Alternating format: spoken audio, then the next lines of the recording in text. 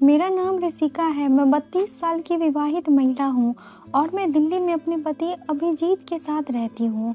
मेरे पति रेलवे में गुड्स गार्ड्स की नौकरी करते हैं और हम दोनों की लव मैरिज हुई है। अभिजीत और मैं कॉलेज के दिनों में एक दूसरे से बहुत प्यार करते थे और शादी करना चाहते थे, लेकिन अभिजीत के पास कोई नौकरी नहीं थी। एक दिन बुरी खबर के साथ अच्छी खबर भी आई। असल में बुरी खबर यह थी कि अभिजीत के पिता गुजर गए थे, जो कि रेलवे में नौकरी करते थे, और उनके गुजरने के बाद वो नौकरी अभिजीत को मिली क्योंकि उनके बड़े भाई ज़्यादा पढ़े लिखे नहीं थे। तो अभिजीत के पिता के गुजरने के 1 साल बाद हम दोनों शादी के पवित्र बंधन में बंध गए। उसके बाद से हम शहर में रहने लगे और फिर अभिजीत कैसा काम करता था मैं बता नहीं सकती। दिन हो या रात अभिजीत हर वक्त मूड में रहता, और एक बार अभिजीत मूड में आ जाता तो मुझे भी मूड में आने में देर नहीं लगती थी। अभिजीत ने इन 2 सालों में मेरे साथ खूब सारा किया था और दोनों छेदों को खोल दिया था। मेरी फिगर की साइज शादी से पहले जैसी थी उससे कहीं ज़्यादा उभर गई थी और साथ ही मेरी प्यास भी बढ़ गई थी। लेकिन अब समय के साथ अभिजीत ठंडा पड़ने लगा था और उसके पीछे की वजह ये थी कि उसका पानी जल्दी निकल जाता था। अपनी अधूरी प्यास को फिर मैं कभी बैंगन, कभी ककड़ी तो कभी खीरा ऐसी ऐसी चीज़ों से काम चला रही थी। कुछ महीनों तक मैं खुद ही अपना मन बहलाती रही और वीडियो देखकर अपने आप को संतुष्ट करती रही। एक दिन जब मैं घर पे खाना बना रही थी तो अचानक से मेरे जेठ जी का कॉल आ गया। मैंने उनको पहचाना नहीं तो फिर उन्होंने अपना नाम बताया और कहा अभिजीत का बड़ा भाई बोल रहा हूँ। वो अभिजीत के बारे में पूछने लगे तो मैंने बताया वो काम पे गए हैं। बातों बातों में फिर वो पूछ बैठे, इस बार दशहरे के त्योहार पे तो आ रहे हो ना? मैंने कहा क्या पता जेठ जी, अभी कुछ कहा नहीं जा सकता। दशहरा आने में तो 3 सप्ताह बाकी है, हो सकता है इस बार हम आ जाएं। जेठ जी ने कहा चलो कोई बात नहीं, अगर आओगी तो मुझे खुशी होगी। चलो अभी कॉल रखता हूँ, कुछ काम है। मैं बोली ठीक है जेठ जी, अपना ख्याल रखना। रात को जब अभिजीत आए तो मैंने उनसे सारी बात कही तो फिर वो कहने लगे कि अंशुमन का कॉल तो मेरे पास ही आता रहता है, वो हर बार गांव आने की बात करता है।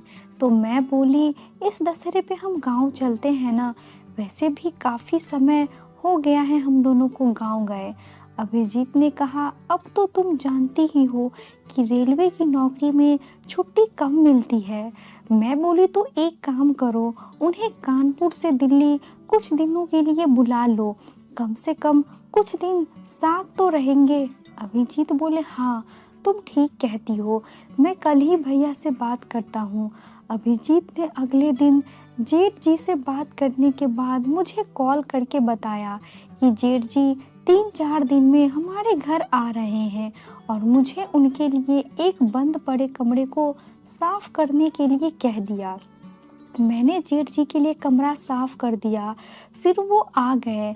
मैंने पैर छूकर उनका आशीर्वाद लिया, फिर उनसे चाय पानी का पूछा। मेरे जेठ जी की शादी हो चुकी थी, लेकिन बहुत पहले उनकी बीवी किसी और के साथ भाग गई थी। उसके बाद उन्होंने दूसरी शादी नहीं की। फिर मैंने जेठ जी को उनका कमरा दिखा दिया। मैंने अभिजीत को उनके आने की खबर दी और फिर खाना बनाने लगी। इतने में वो नहाने के लिए चले गए।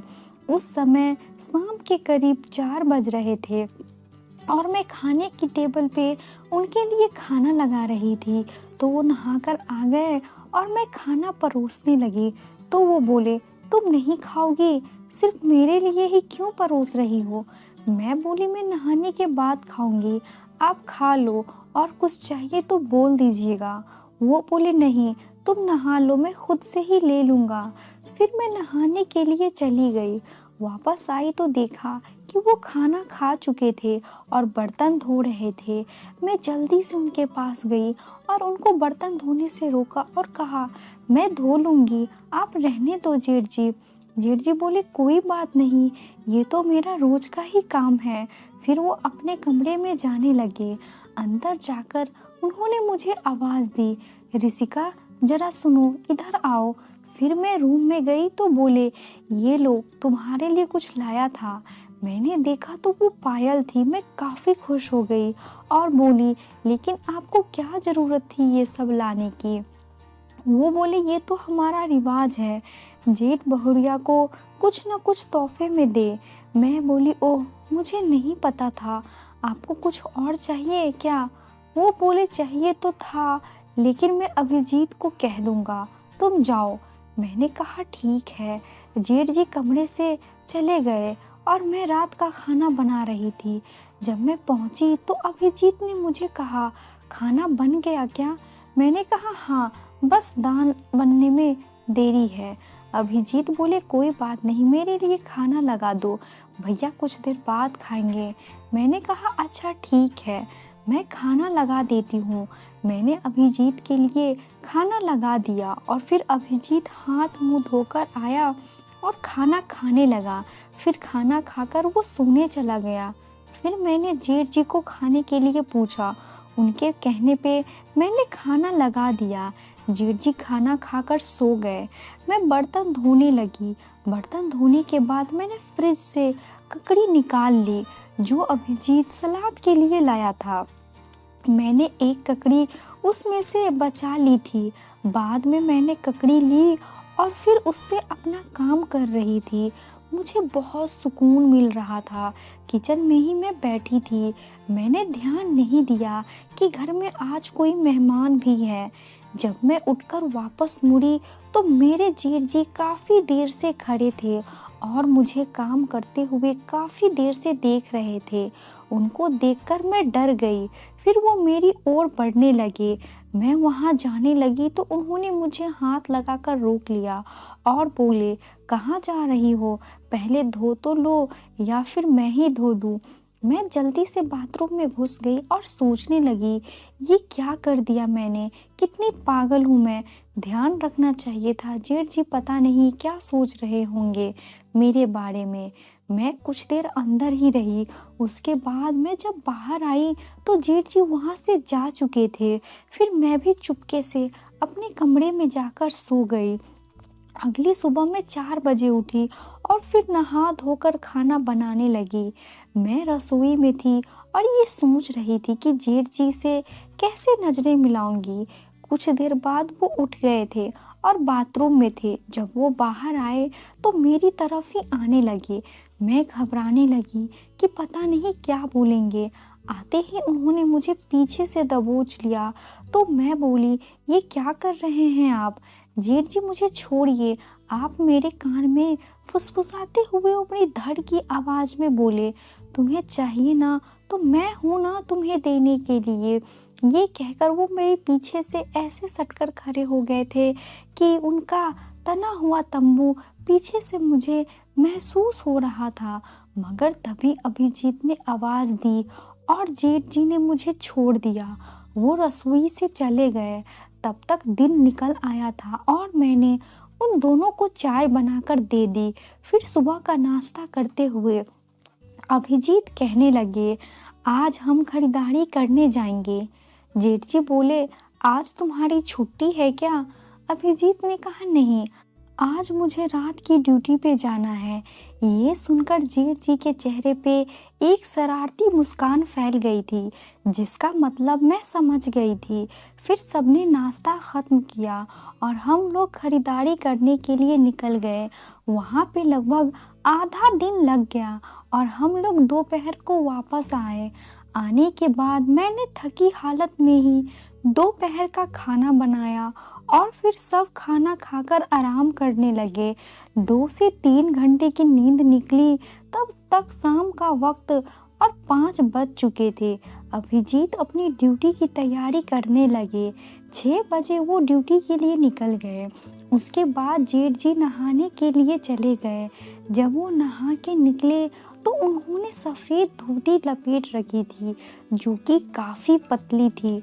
वो काफ़ी देर तक मेरे सामने धोती में यहाँ से वहाँ घूमते रहे और फिर उन्होंने बनियान के ऊपर कुर्ता भी पहन लिया मैंने उनके लिए खाना लगा दिया। वो बेड पे बैठे खाना खाने लगे। जब मैं उनके लिए रसोई से गर्म रोटियां ला रही थी तो मैंने देखा कि वो मुझे ही देख रहे थे और मैंने नज़र नीचे कर और रोटी लाकर रख दी। मैंने जाते हुए उनका चेहरा देखा तो वो हल्के से नीचे ही नीचे मुस्कुरा रहे थे। उनकी मंशा तो मैं सवेरे ही समझ चुकी थी। अब मेरी धड़कनें बढ़ी हुई थी कि आज रात अभिजीत भी नहीं है, कहीं आज उनकी शिकार ना हो जाऊं। खैर वो खाना खाकर बर्तन किचन में ले आए और चुपचाप वहाँ से चले गए और टीवी देखने लगे। मैंने जब तक बर्तन साफ किया वो सामने से ही मुझे घूर रहे थे। बर्तन धोकर मैंने बाकी का काम भी निपटा लिया और फिर उनको पूछा कि किसी चीज़ की ज़रूरत तो नहीं। उन्होंने मना कर दिया और मैं फिर नहाने की तैयारी करने लगी। मैं बाथरूम में गई और कुंडी लगाकर नहाने लगी। इतने में ही फ़ोन की घंटी की आवाज़ मुझे सुनाई दी। फ़ोन पे जेठ जी का था और उन्होंने ही उठाया था। पर कुछ पल भी बाद वो बाथरूम का दरवाज़ा खटखटाते हुए बोले, बहुरिया अभिजीत का फ़ोन है, तुमसे बतियाना चाहता है।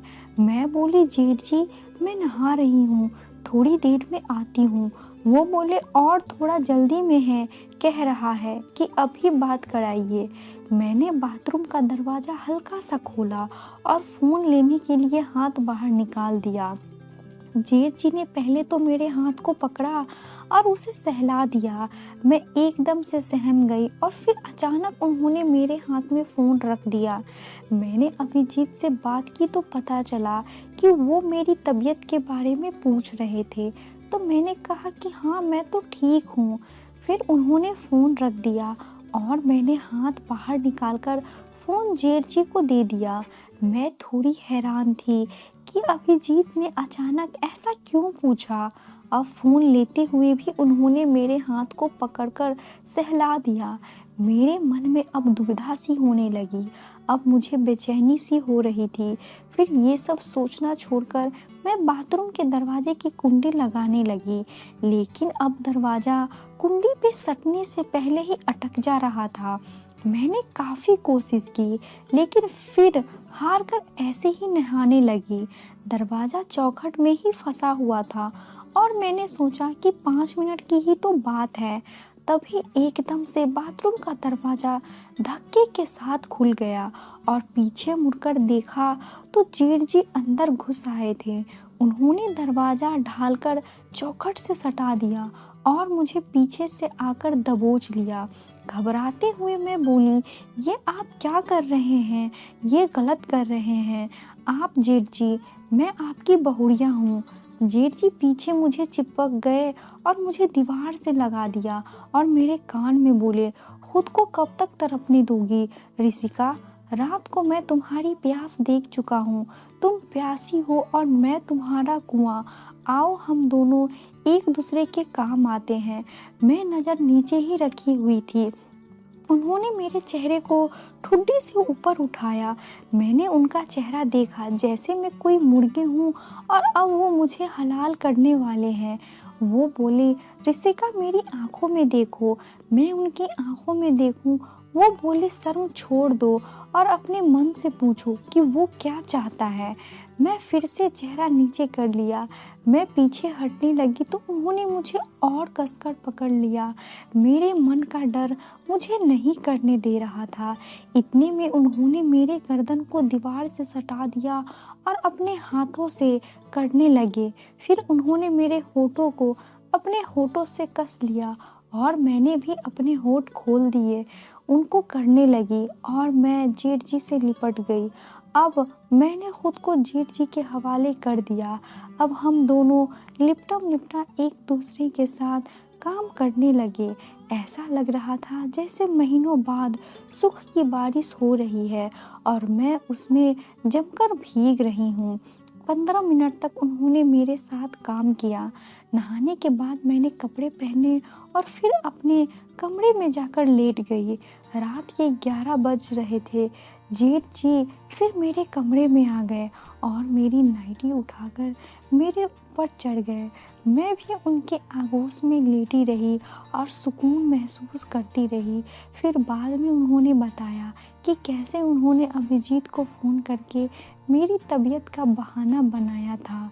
फिर उन्होंने खुद ही बाथरूम के दरवाजे और चौखट के बीच में कपड़ा फंसा दिया था, जिससे दरवाज़ा बंद नहीं हुआ। सुबह अभिजीत के आने से पहले हम दोनों अलग अलग हो गए। उस दिन मेरा बदन जैसे फिर से खिल गया था। बहुत दिनों के बाद मैं इतनी तरोताज़ा महसूस कर रही थी। आज की कहानी आपको कैसी लगी? इस कहानी के बारे में कमेंट करके हमें ज़रूर बताएं। वीडियो को लाइक करके चैनल को सब्सक्राइब कर लीजिए। साथ में घंटी को दबाकर ऑल पे कर ले, ताकि आने वाली वीडियो का नोटिफिकेशन आपको तुरंत मिले। मिलती हूँ अगली वीडियो में, तब तक के लिए धन्यवाद।